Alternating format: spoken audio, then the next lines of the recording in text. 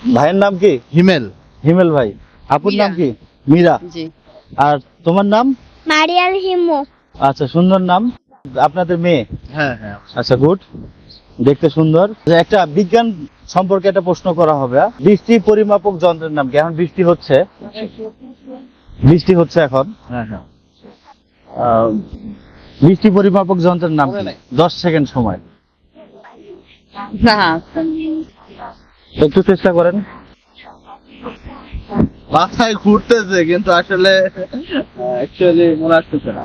আচ্ছা, তা আমরা উত্তরটা বলে দেবো। বলতে পারে। বৃষ্টি পরিমাপক যন্ত্রের নাম হচ্ছে রেইন গেজ মিটার। এটা কিভাবে আমরা মনে রাখতে পারি? আপনাদের সময় 30 সেকেন্ড। এটা আপনি টেকনিক একটা বলবেন যে সবার মনে থাকে যেন।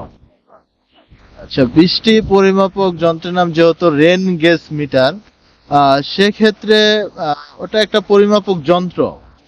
এটা আমরা সাধারণত যে কোনো একটা পাত্রের মাধ্যমে কত ঘন্টা বা কত সেকেন্ড বৃষ্টি হওয়ার পরে কি পরিমাণ পানি জমাট বাঁধে, সেটা যখন আমরা মিলিমিটার বা সেন্টিমিটার যখন পরিমাপ করি, সেক্ষেত্রে হয়তো আমরা এটাকে আরো সহজভাবে মিলাই নিতে পারবো। আপনি কিছু বলবেন? মানে বৃষ্টি পরিমাপক যন্ত্রের নাম রেইন গেজ মিটার, এটা কিভাবে আমাদের মনে থাকবে?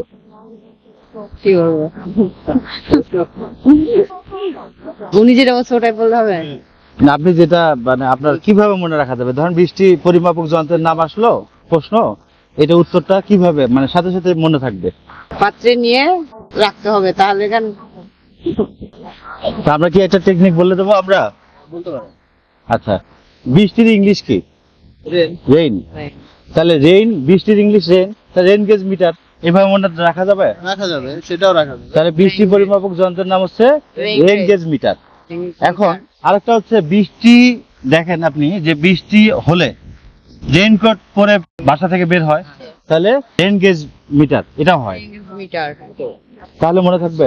হ্যাঁ।